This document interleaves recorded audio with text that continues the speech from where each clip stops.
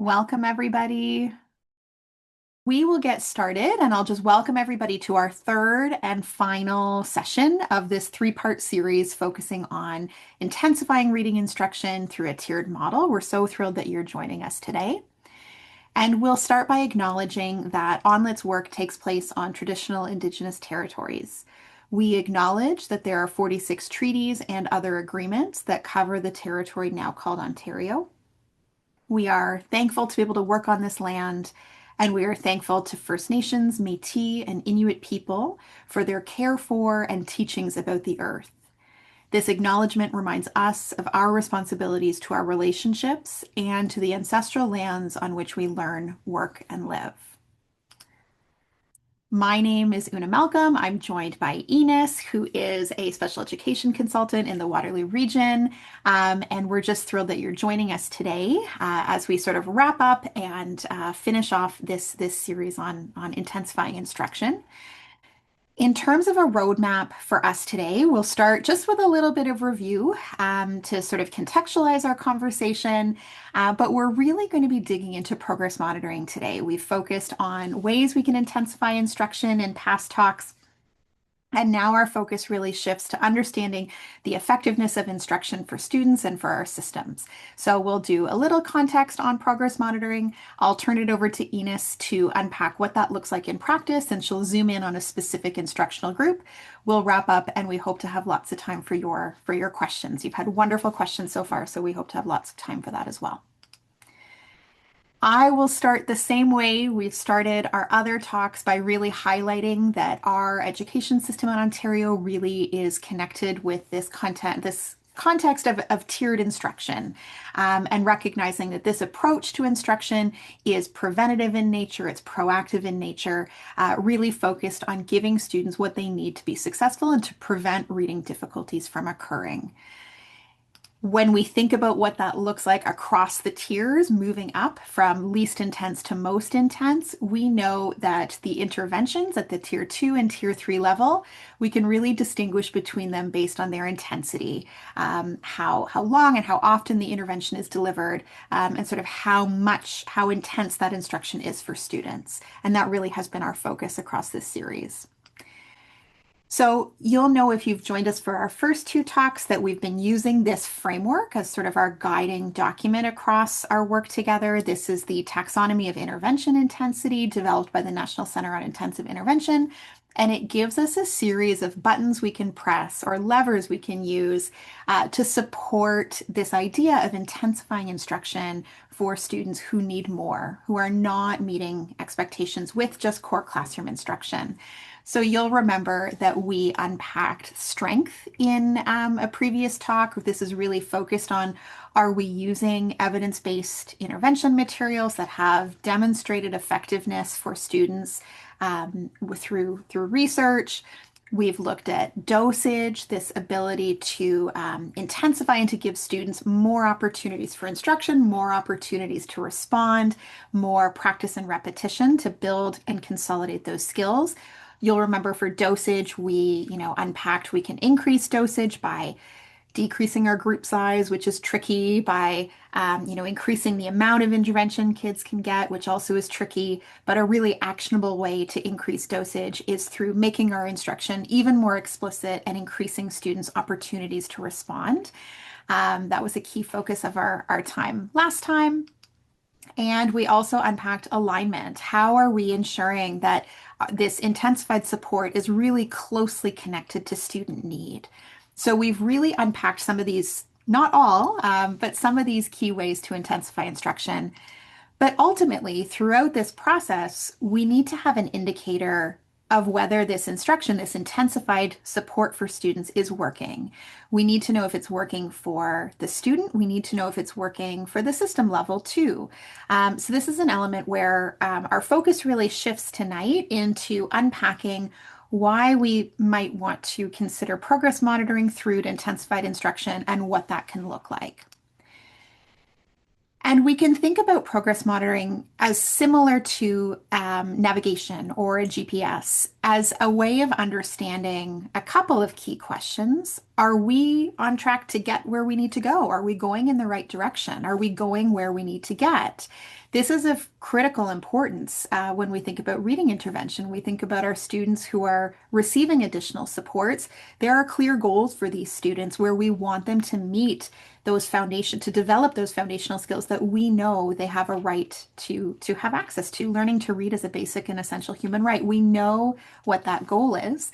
And we can also think of progress monitoring as a way of understanding, will we get there on time? Are we going where we need to go, and will we get there on time? Because we know that for readers who are having difficulty, readers who are struggling, who are striving, time is not on their side. This is an element where we know, and Ines can unpack this, but we know we need to be thinking about accelerated growth for students so they can close skill gaps and set them up for success. Now, despite the importance of progress monitoring, this was something where in the Right to Read inquiry, the Ontario Human Rights Commission really highlighted that this was a key area of need across the Ontario education system. You know, they highlight that within the boards that participated in the inquiry, the commission found that they didn't have those systems and structures in place to monitor the effectiveness of intervention for students. And they really highlighted that this type of information was necessary at two different levels. For the student perspective, in terms of understanding, is this child progressing and are they developing those skills we know they need to be developing? And then also at the system or board level to understand whether that's working as a whole and understanding how to refine supports and services for students who need intensified support. So, with that, I will pass you over to Ines to dig into a little bit more about what this might look like. Thanks, Una. So I want to start by saying this question of how do we know it's working is a big question. On one side, I work with a lot of educators in schools, and on the one side, there are educators who will look to qualitative data to prove that what they are doing is working. And sure, there are definitely aspects that are indicators. And we talked about these before, like student motivation, or that students are participating more, or anecdotal observations by educators that students are starting to get it. On the other hand, there are educators who will look to quantitative data and only look there to say, look, I'm doing all of the things and it's still not working. And there has to be a consistent and objective way that to evaluate if what we are doing is actually improving student outcomes. And it does involve progress monitoring. But before we get to the progress monitoring, I want us to think about a flow chart. And it will help us to understand the effects of our instruction, and it will also help us to understand other factors that may be getting in the way of student progress. So this is a flow chart that was shared by the Michigan MTSS Technical Assistance Center. I first came across it when it was shared at last year's IDA Literacy and Learning Conference by Kim St. Martin on a session about intensifying instruction and decision making. And this flowchart first prompts us to consider if students have received adequate instruction, which is our big question, isn't it? Is what we're doing working for students? So here's our walkthrough. So the very first question that this flowchart has us think about is, are students present for greater than or equal to 90% of the intervention sessions, which I'm going to say is become a very huge situation in my board where students are not attending, and probably very similar across your boards in your boards as well. And so that is first and foremost. If students aren't there for our instruction, then we can't ever make an evaluation on the effectiveness of our instruction. So the first step is to address attendance. If students aren't there, that is what we have to look at. But if they are there, the next thing that we need to start looking at is, are they fully engaged in the learning? Are they motivated? Are they engaged? Are they paying attention? And so, again, if the answer is no, then we really need to address that engagement piece. And we did talk about this a little bit at last session. So how do we engage students to come alongside us in their reading journey? This is all about how we are in relationship with our students, especially for our older students, and bringing them on this journey with us, not something that we're doing to them or for them or not at all. Remember that relationship matrix. For our younger students, this relationship extends not only with the student, but with families as well. And so, how do we engage families in a relationship where they start to see and understand the importance of regular attendance for instruction for their students? So, it's all about relationship.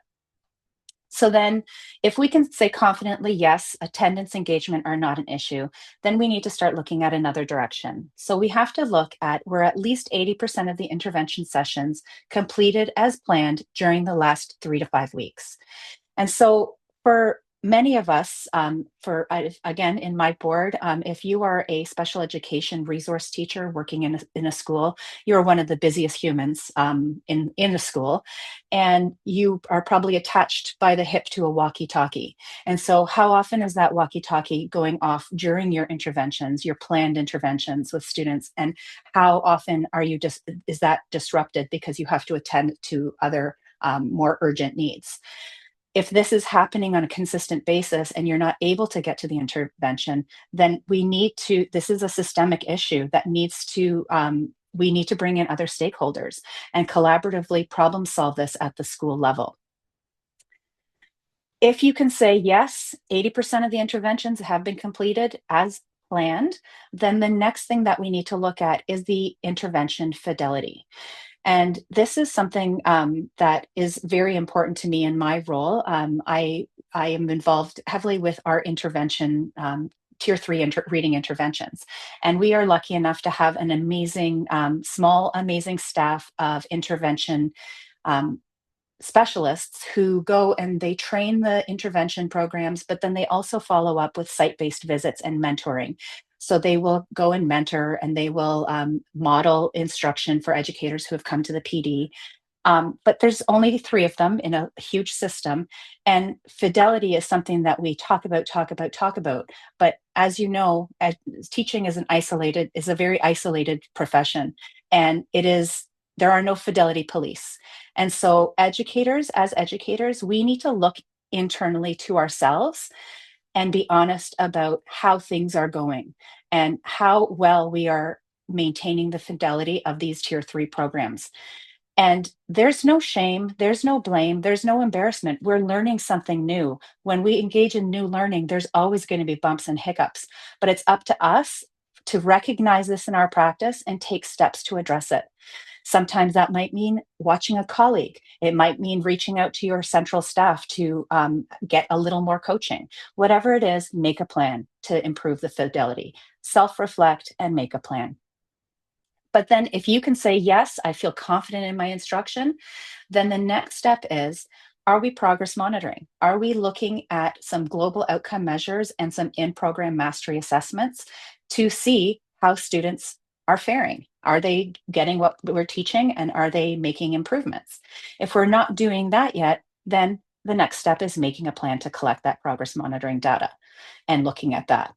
And once we can say yes to all of these things, then we can finally look at our instruction and say, has it worked for our students? Is it time to intensify the supports, or is what we're doing working? And that is before we even get into the progress monitoring. These are all of the other things that we need to think about before we can say that our instruction is or isn't working.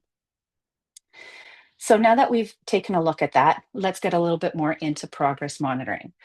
So in the flow chart, we talked about 2 different types of progress monitoring. The first one is using mastery measures. So mastery measures focus on specific skills that are taught within the intervention. And it tells you, did the student learn what I taught? Essentially, if I'm teaching blending, are they blending to read? If I'm teaching letter sound correspondences, have they learned those letter sound correspondences? Some examples, a lot of our tier 3 programs will have things called unit check-ins, and they will happen every 4 to 5. They'll happen regularly every 4 to 5 lessons. And it's essentially a check-in to see, have they learned the prefixes, the suffixes, the skills that I've been teaching. Other examples might be in the form of percentage of correct words read with a target pattern. So we've been learning AI or AY. How well are they doing? It might be a reading, it might be an encoding. Another example would be accuracy during during a repeated reading type of intervention where we're looking at the same passage over the course of the week. And do we see progress from the beginning of the week to the end of the week on that same passage? So these are the mastery measures. Then we have general outcome measures, and these are broader indicators of reading. It tells you, is the student becoming a better overall reader? So some examples of this are based on the early essential skills that our universal screeners measure. So it might be something like checking in on phoneme segmentation fluency, or nonsense word fluency, or an oral reading fluency assessment. So now that we know the difference between the two kinds, we're going to talk about general outcome measures in the early years. As I mentioned, most of these are aligned with the screening measures at any time of year that you would have engaged in for universal screening. And so you will choose your progress monitoring measure based on what the intensification is focused on.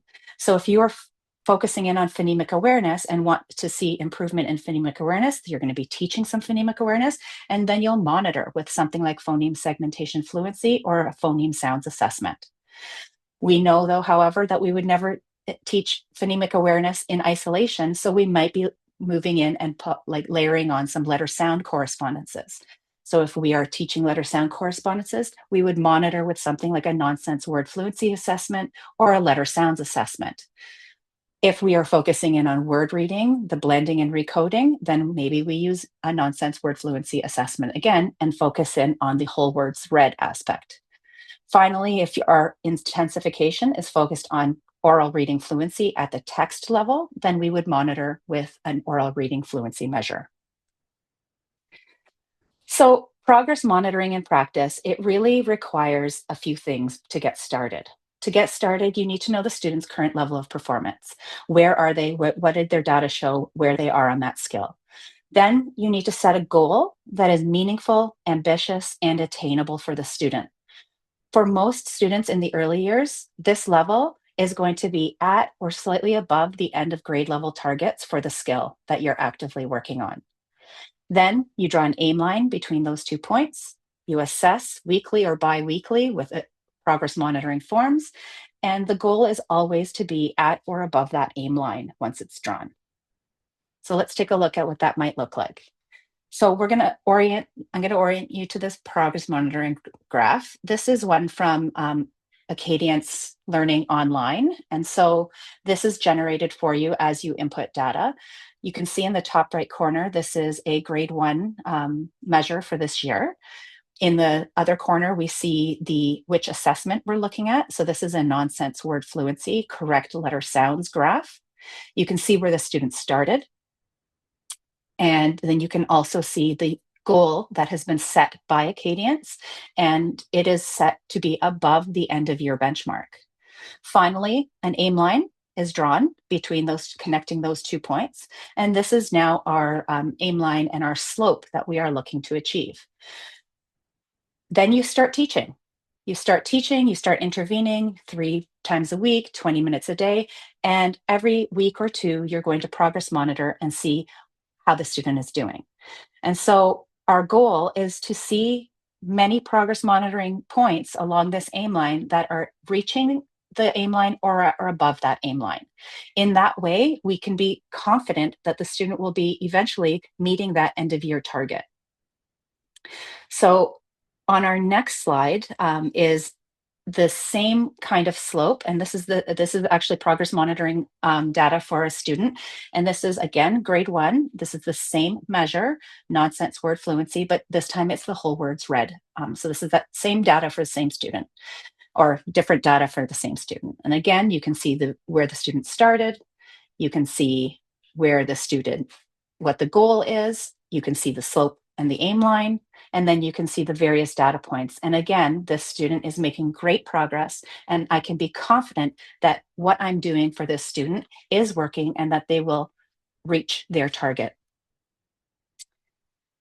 Then we look at another data point here. So another progress monitoring chart. And again, you can see where the student started. You can see where the goal line is. And then you can see a lot of data points. And what you can notice on this one is, yes, this student is absolutely making progress. We can see those data points moving up. But what this is showing us, because these data points are below the aim line, is that this progress is not fast enough or sufficient enough to close the gaps for this student. We can't be confident that they'll hit that goal of meeting the end of year benchmarks. So it's not sufficient to close the gap. That's when we go back to our understanding student progress flowchart, and we need to ask ourselves, what is the barrier for this student? Is it attendance? Is it engagement? Are there logistical barriers? Is the fidelity there? We've now progress monitored, and then we can decide, is the intervention what's failing the student, or is the environment? And so that's how we would go back and use this flowchart to reflect. So now I want to talk a little bit about, what does this look like for older students? It's a little bit more nuanced and a little bit trickier to think about. For our older students, oftentimes what we are looking at is out of grade level measures. So we are no longer looking, we have some older students who are well out of phase. And so most often we would be looking at their ORFs as a measure of that multisyllabic decoding and fluency, so that decoding and fluency piece. And again, we still want to think about goal setting, and we want to think about this idea of meaningful, ambitious, and attainable. But again, meaningful goals will always be grade level targets. So that would be the same as for our primary students. Ambitious goals, yep, that grade level target is also ambitious, but is it attainable? And this is where sometimes grade level targets miss the boat for our older struggling readers. They may not be attainable. And our goal is always going to be to progress monitor and set goals at a level that's going to be sensitive enough to small changes in growth, but that is ambitious enough to maintain a meaningful outcome, but not so ambitious that it becomes frustrating and therefore unattainable for the student. So that's a tall order for our older students. And then finally, who are we progress monitoring?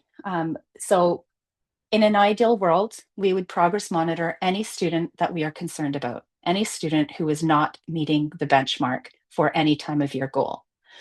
But layered on top of that, it needs to be students for whom we're actively doing something, either tier 2 or tier 3. There needs to be some kind of change in their environment and instruction for us to be monitoring to see if what we're doing is working for them. And so those are the criteria: students we're concerned about and students for whom we're actively doing something. But if you are in our context right now, we have some spaces where maybe 60% of students are not meeting benchmarks. So is it realistic or feasible to progress monitor all of those students, or even to provide them all with tier 2 and tier 3 instruction? And the answer is, we don't want to spend most of our time assessing. We want to spend most of our time teaching. So in a situation where you've got 60, 70% of your students who are not meeting benchmarks, you can spot check with progress monitoring and use the Michigan MTSS flowchart to decide who you're going to spot check with. You're going to make sure you're choosing students who are there for your instruction, who are engaged in your instruction, so that you can be confident that what you're doing is working, or it's time for you to make a shift in the instruction. So we are going to shift a little, and I'm going to talk specifically, we're going to look at it like a little case study about the WRDSB and what we've been implementing and working on and trying to work through. So this is an ongoing learning for us, and we've gotten to one point and we're still working through some other points. So what we have worked through as a system is this idea of mastery level and testing back, essentially implementing the Acadience survey for finding mastery level. We have a good understanding of the concepts of mastery, instructional, and progress monitoring levels, which I'm going to go through in a moment. And what we are currently struggling through is, how do we choose a level for progress monitoring and for goal setting for our older students who may be well out of phase, and there's a big discrepancy between their mastery level and their actual grade level.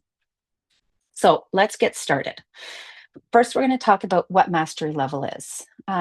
Mastery level is the highest level where a student's scores meet or exceed the benchmark, the end of year benchmark for that level. So, what it is showing us is that students have demonstrated adequate skills for that grade level of material, of reading material. Why do we want to find this level? Well, it gives us an insight into what skills have already been mastered and what might be the next instructional approach. When we think about in those early years, grade 1, grade 2, and grade 3, the differences between the texts at those levels are very much still phonics based skills. We move from single syllable to two syllable to a higher quantity of 3 and 4 syllable words. So it gives us an insight as to what maybe has been mastered and what learning still needs to happen. It also gives us a starting point for that instructional decision making, and it gives us a starting point for progress monitoring. Actually, in the first session, I showed you this worksheet, and essentially, this is a worksheet that we use in our board to do our mastery level assessments. It's a mastery level student worksheet, essentially. And so every student for whom we're looking for mastery level would get a copy of this sheet. Well, we would use a copy of this sheet for each student. And there are multiple versions, iterations of this worksheet, depending on the student's grade level. So you can see up at the top that we have the student's grade level, and this is based on Acadience, because that is the screener of choice in my board. And down below, you can see the section it's pointing to where it says 5 time of year benchmark screening. And there are 3 spaces there. There's a space for beginning of year, middle of year, and end of year. And so those blanks are the spots for that grade level screening at each time of year. Then you can see the out of grade level levels. So you can see 4 pre and post, 3 pre and post, 2 pre and post, and 1 pre and post. And that is intended for, ideally, we would be doing this pre-intervention, then we would do something tier 2 or tier 3. We reserve this mostly for tier 3 interventions, and then we would reassess after to see what kind of growth students made. In the out of grade level, down below, you can see that these sheets are coded to the end of year benchmarks, whereas the screening spots for grade 5, they are coded to beginning, middle, and end of year, but any of the out of grade level measures are coded to end of year benchmarks. And the spreadsheet will easily allow educators to see the zones where student scores land. So finally, if we look here, based on this student's data, we can see that the student mastered skills at level 2. They were at benchmark for both words correct and accuracy. So they were green or blue or better at level 2, but not at level 3. So then level 2 becomes their reported mastery level.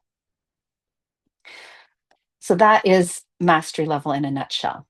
Next, we need to start thinking about instructional level, where the instructional level is considered to be the lowest level at which the student has not mastered the skills necessary for adequate grade level performance. There's some unfinished learning, and instructional level is typically 1 grade level above mastery. So if you can wrap your head around mastery, then instructional level is typically 1 grade above.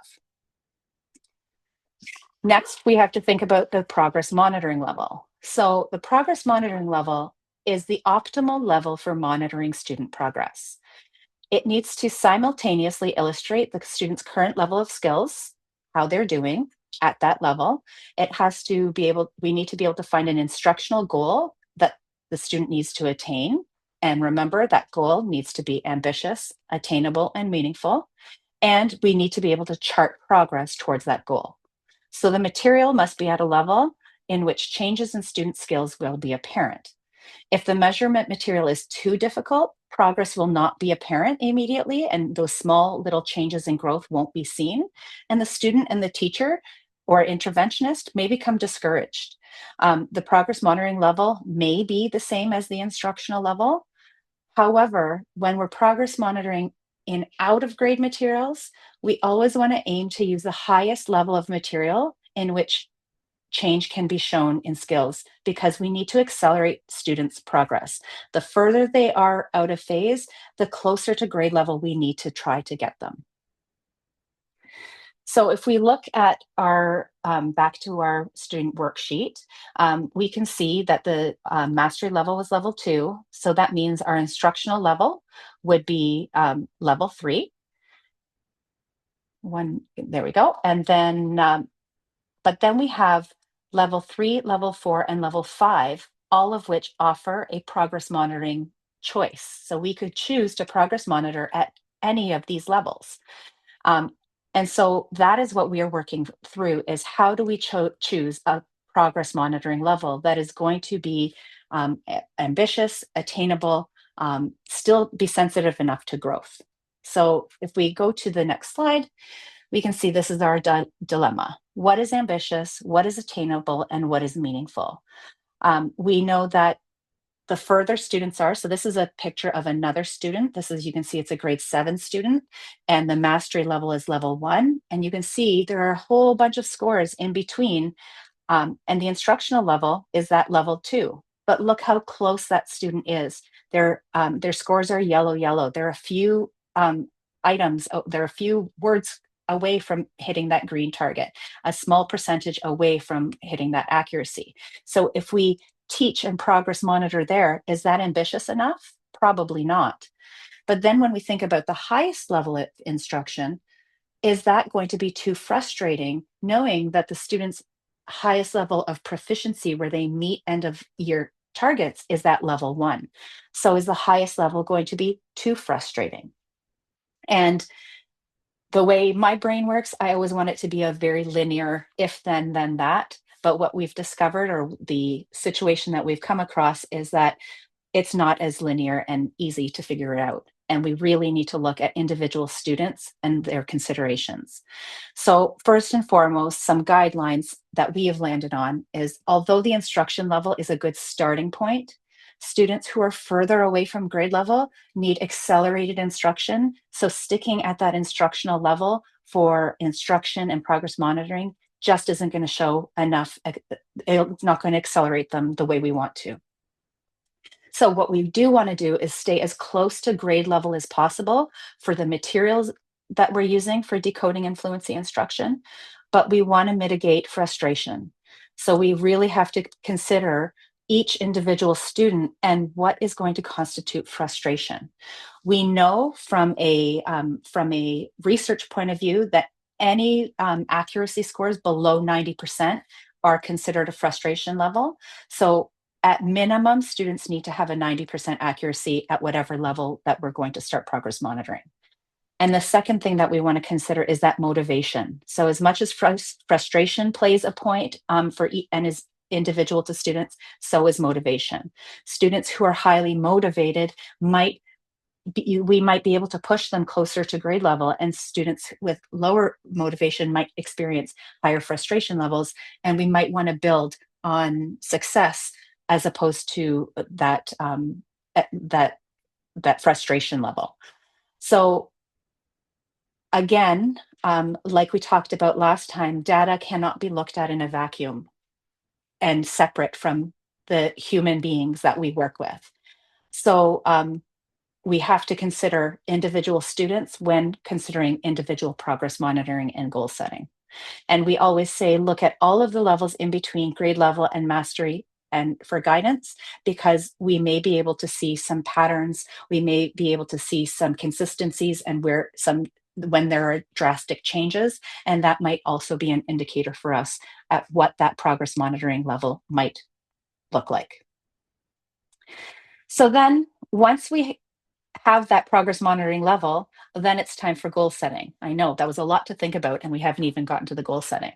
So we've chosen our progress monitoring level. There's 2 ways we can set a goal. First, we can look at the end of year benchmarks in half the school year. And so this half the time, this end of year benchmark in half the time situation is meant to model an acceleration. And so that is one way to set your goals, or you can look to the research for typical rates of progress. And that's what we've done. So this next slide here, I'm going to walk you through this. Obviously, the first column is the ORF levels, and you can see that levels have been grouped. So there's level 1, and then level 2 to 5, and then 6 to 8. And then if you look to the research, and this is adapted from the Acadian Survey Manual, the minimum rates of progress in words correct per week. These are based on the typical rates of growth at these grade levels. So a student typical progress for grade 1 student on grade 1 ORF is 2 to 3 more words per week over time. In grades 2 to 5, the amount of new words is a little bit less, and we're looking at 1 to 2 words per week. And in grades 6 to 8, that that rate of progress is even less, at half a word to 0.65 words per week. So that's what's typical of those grade levels. Next, one column over, we need to think about ambitious rates. So typical progress is not enough. We need to accelerate the learning for our students in order for them to meet their goals and to meet those benchmarks. So the way the ambitious rates are calculated is by looking to industry standards and industry recommendations. And so we used a book called Untangling Database Decision Making, and as well as some of the guidance from the Teaching Reading Sourcebook. And when you go to the industry standards, oftentimes you will see a multiplier of 1.5 up to 2. And so when you use that multiplier of 1.5, the 2 to 3 words at level 1 now are multiplied and equal 3 to 4.5.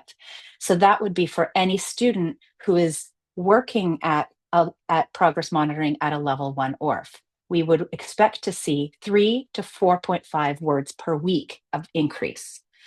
Now, the last column is just the rate that we have used to create our WRDSB aim lines, because we are trying to create spreadsheets where educators can input their data and the graphs are made for them. So these are this is not a published rate. This is something that we're still working through, but these are the rates that we're using to create our aim lines. So again, that brings us back to we've walked through the progress monitoring, and it brings us back to this. And how do we then use all of these data points to see if what we are doing is working? And so now we're going to move on to a picture of one instructional group. And so this is an instructional group that we have. I'm going to just set the context a little bit. This, one of the things that we are very much concerned about from an intervention point of view is the fidelity of implementation. And that is one of those factors. Like I said, there's no fidelity police. That is variable from site to site. So this is an instructional group where an interventionist, a central team member, was able to go into a school and bypass a lot of the systemic barriers and systemic issues that are pervasive in schools for our special education educators. Our interventionist didn't have a walkie-talkie, did not get called away, was able to run her group as at the frequency, the duration, and we were able to work very closely with her to make sure she had the training and the fidelity down. So that is the one thing that we were certain of in this group, for this group. So then we're going to take a look at some student data. So you'll see the mastery worksheets. Sorry, Una, can I get you to go back one? There we go. Yeah. So this is student 1, and you can see student 1 had the top graph. The top worksheet will show you their pre, and the bottom will show you their post. And so pre-mastery level of level 4. And 10 weeks later, after the tier 3 intervention, the student had post-mastery level at level 6. So that is equivalent to almost 2 years of growth in 10 weeks. We could say that this was a success for this student. We look at our next student, and it's almost like we've repeated the slide. Pre-mastery level 4, post-mastery level 6.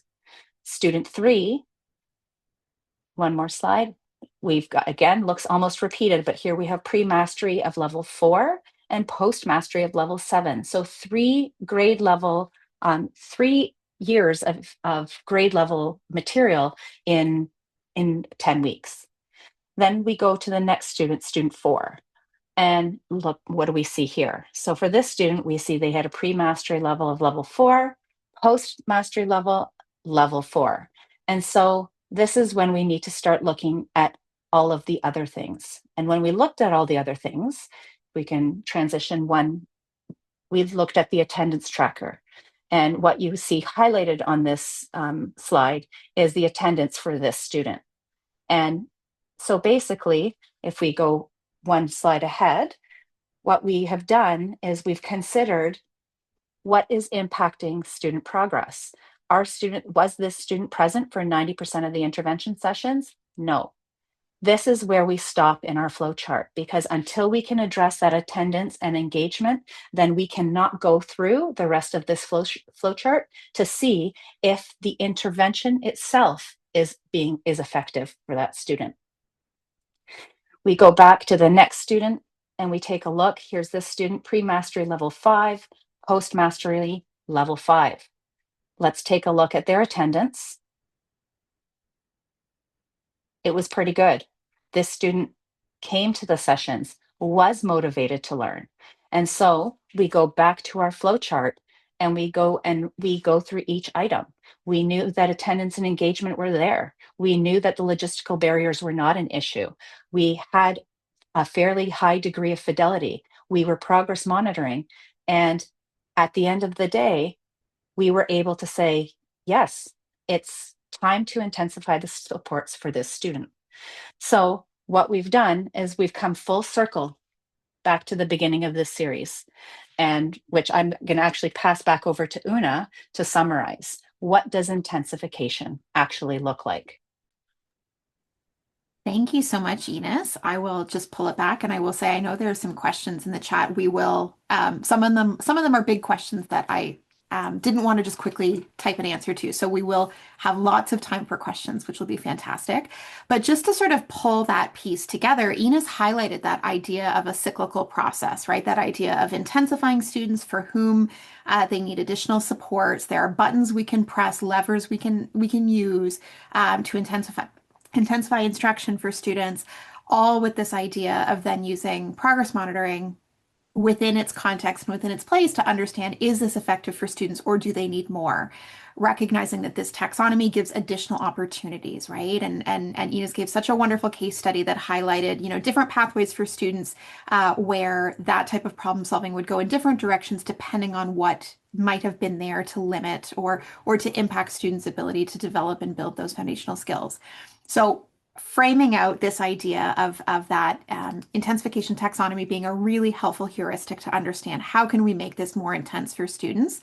But I did just want to before we do wrap up, we have been looking at this element of the more and the most intense instruction, tier 2 and tier 3 instruction in an intervention. It is worth also contextualizing that again as well. This idea that all these wonderful pieces that Ines has been showing in terms of work that's happening in her board and evidence-based intervention programs and strong systems in place to have intense explicit instruction, maximizing opportunities to respond, instruction that's closely targeted to student need and that has thoughtful systems in place for collecting progress monitoring data and additional system-wide data to understand and contextualize that. This approach really rests on the idea of effective core instruction as well. You'll see the OHRC highlighted that this tiered approach will not be effective if the curriculum outcomes aren't connected to classroom instruction, and if tier 2 and tier 3 interventions also aren't evidence-based. The OHRC also really highlighted this element of, recognizing the other system structures, including universal screening, progress monitoring, decision-making procedures across the system. So what we would really just like to highlight is that importance of thinking, yes, absolutely, we want evidence-based intervention materials and resources for some of our most vulnerable readers, but recognizing where they fit within our system is of incredible importance to ensure that, everything is cohesive for students and the system is proactive in setting them up for success. So I will just say thank you very much to all of you for joining us this evening. Thanks to Ines for being a fabulous co-presenter with me.